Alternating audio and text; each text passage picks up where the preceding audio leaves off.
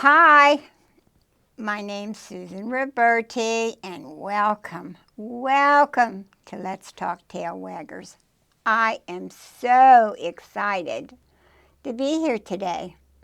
I haven't been doing too many shows because of the virus, and it's really hard to get anyone that wants to share about their dogs or moo cows or whatever. But I hope as time goes on that that's going to go away. It's been a very frightening time, and I think Bethel Park deserves a great big raid at Bethel Park. We all stuck together, and we still are. And I'm very proud that I live here. I've lived here for almost 75 years, and I'm always proud because Bethel always pulls through. So, I'm going to announce to you that the 25th of this September is our parade, our community parade. And I wish that you would all come because it is for the community and we can all cheer and be happy together. It would be really a wonderful thing to end the year with a parade. Now, I'm going to talk about hummingbirds a little bit and then I'll go on. But I have been really getting into hummingbirds. It took me 5 years hanging hummingbird feeders for a hummingbird to come one day flipping by, stopped and saw it, one of them, and that's when it began. And now I have 13 pairs of them. They are wonderful, marvelous things to do. I'm going to get cameras put on my porch so that I can show you next year how wonderful. But they're gone now. My last little guy left, and I cried because he came to my window and went up and down and across and back and looked in because we got to know each other. And it was time for him to go. But it was fun this summer. Oh, and I had so many pairs of them. It was just funny. And you have all these bird feeders, and they decide to pick one, and we're going to fight over it.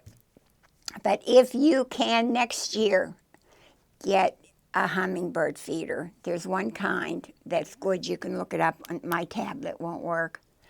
And it will tell you the ones to use so that all the bees can't get in there and not chase the hummingbirds away. But you will love it. Cross my heart and spit on it. You will love it. They are comical. They're beautiful. They're just to watch them go up and down and around and zoom, and they're gone. I have yet to find, I think I know where one has a nest, but they're very, very, very wise about hiding their nest. But next year comes, we're going to get together and we're going to get our bird feeders hanging out. And if you don't get it right away, I have friends. Oh, I didn't get one. It took me 5 years. And once one comes, then they come back there. How they know, but they do. They come back to the feeder, and then you'll have another group and another group. And I think it's the babies that come back along with their parents. But you will love it. Absolutely love it. I did. It kept me going over the summer because of the virus. There was happiness with those little guys. Another thing I always like to talk to you about now is walking your dogs. I see more and more and more and more of you walking your dogs, which is wonderful. But please talk to them while you're walking them. I see people just hurry up and, go fast to get around. I live on a big circle. Get around the circle and get home. Talk to them. Tell them that you love them, and look down at them and acknowledge them, because they are wonderful creatures. I read this morning on my tablet that they have done a study on big labs, and they studied their brains. They put them in, they taught them to go into that machine and be still while they went around. And they actually do know love. And I am so happy that I can say that. I've always known that since I was little tiny, that they love you and are happy to have you for an owner. But now I have proof. If you go onto your tablet and just bring up dogs, you can start to read. They adore us. They love us. They are devoted to us.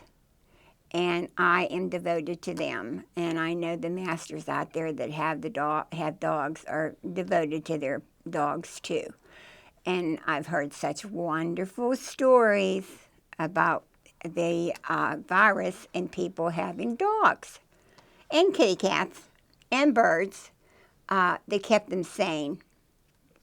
And I'm so happy that you had somebody that didn't worry about the virus and wasn't upset about anything, just would wag its tail when you came home, and wag its tail when you come up from the cellar, wag its tail when you come down from upstairs. They're wonderful. They're wonderful creatures.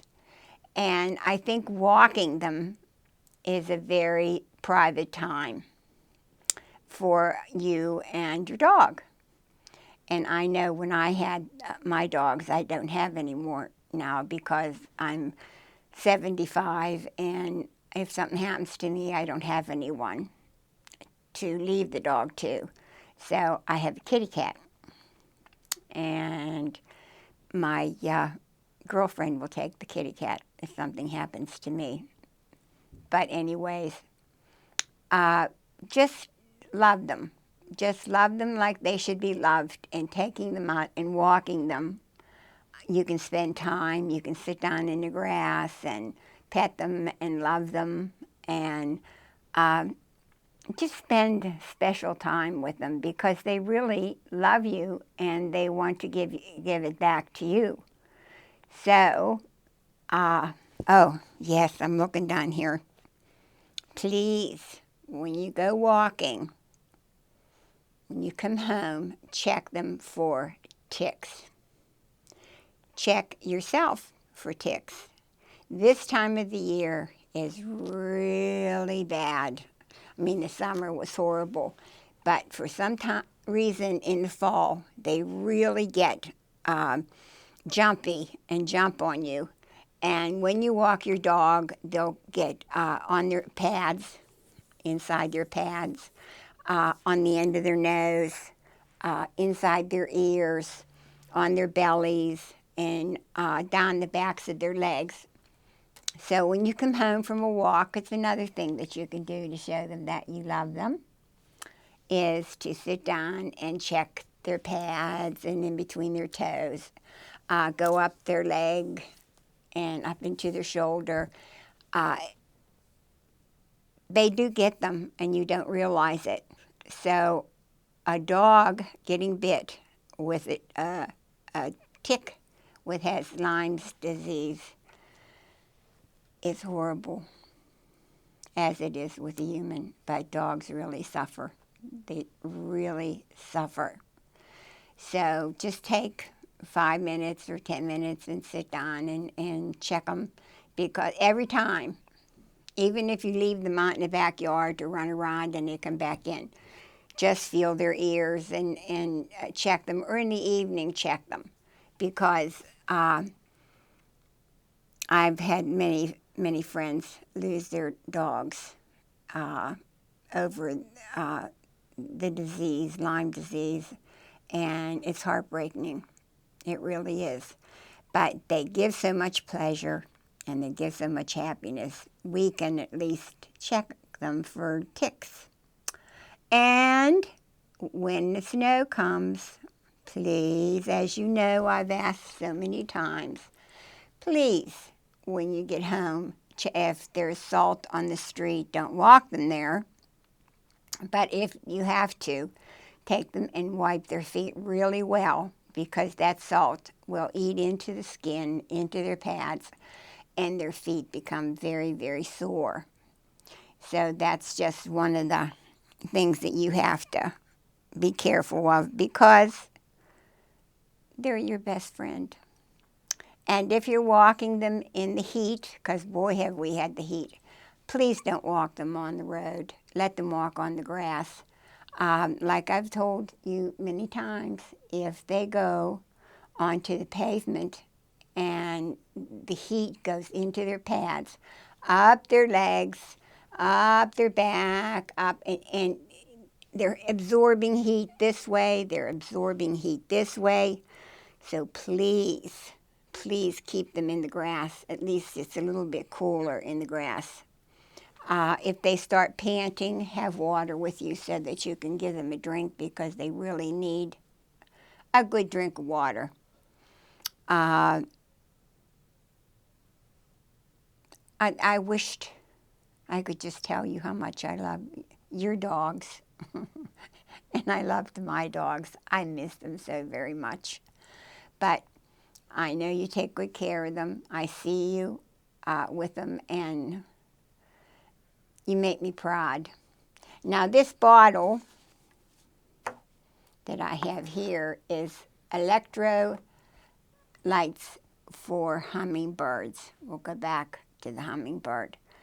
I use this instead of making sugar water because it lasts a long time, because it's purified, and it does have the electrolytes in it for the birds, which they do need, as well as a sweetener.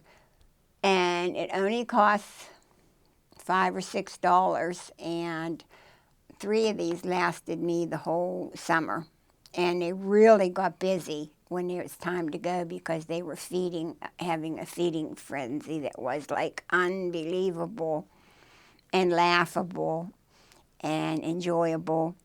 But I think that's about the only thing you need is this and a hummingbird feeder, and you're on your way to having lots of fun. I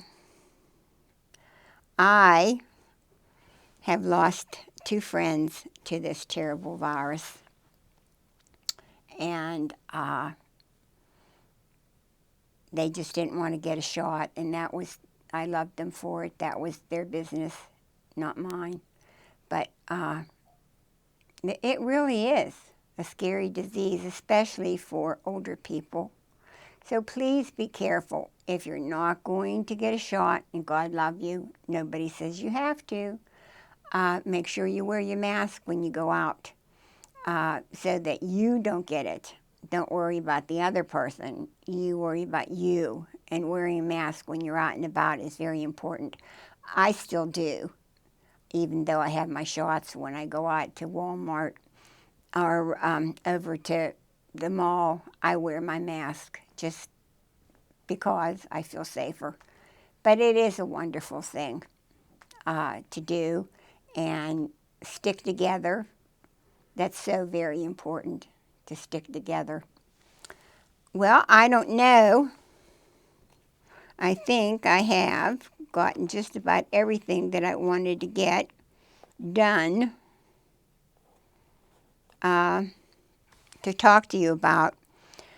I miss doing my shows like I did so many wonderful shows, hundreds and hundreds of them. But I will, like I said, I will try now that people are starting to get comfortable with it and get out and about and see if it's something I can find for you that would make you happy, that's my main goal. If you know anyone that has a dog, a cat, or moo cow, or I think I've done every animal that there is. Won't do snakes, won't do any of the creepy crawler ones. Don't. It's not because of any other reason that I don't like them. And it's my problem, not yours. But it is important for you to check your dogs. I usually have the veterinarian come and talk to you about the ticks, but this year he wasn't going to do that, so I promised him that I would come and talk to you about ticks. And if ticks get on you, then you get sick. I did a show with beavers. I hope you saw that show. And we went down in the woods. The lady knew where the beaver hutch was, and we went down into the woods. So I came back home, and I never gave it a thought. And the next day, I went to get my hair done. And the hairdresser, I said, "Do you know you have a big tick on the back of your head?" I said, "No." And I said, "Could you remove it?" And she said, "Sure." So I went over, as soon as I left there, I went to the doctor's, and he gave me 3 pills I had to take. Now, you have 3 days if you have a tick on you and you think maybe you were bitten. You have 3 days that you can take this medication, and it will stop you from getting Lyme disease. So keep a vigilant, please. I don't know how it got in my hair. Maybe from one of the trees. It fell down out of the tree. But that was kind of spooky for me. So I don't know how much time I have left. I don't have my clock on to see. But I guess it's time to say goodbye. I hate to, and I promise that I'm going to find more shows because I miss you. I miss seeing you in the store and walking up and saying, "Oh, I saw the show about the dogs. I saw it about the llamas. I saw it about the lambs." I really enjoy going on and talking with people about their pets. And these guys, llamas and lambs. I had one show one year that the lady dressed her lambs up and storybook things. Oh, that was a fun show. Anyways, I love you. Do not forget your humane societies. They need blankets, they need sheets, they need towels, if you have some money. But these things they need for operations, or if there's any puppies born, they need clean bedding. Anyone that you pick, Humane Society. But please, if you have any blankets that you're not going to use, and you can't give them to the homeless, then please pack them up and send them or take them to one of the Humane Societies. Always know that I love you. You are very, very important to me.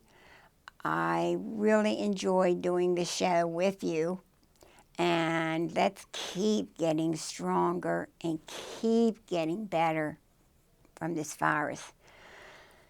Oh, someday I'll be able to go and breathe. I still hold my breath. So God bless you. I love all of you. And I'll say it a million more times. I love you all. So thanks from all the tail waggers.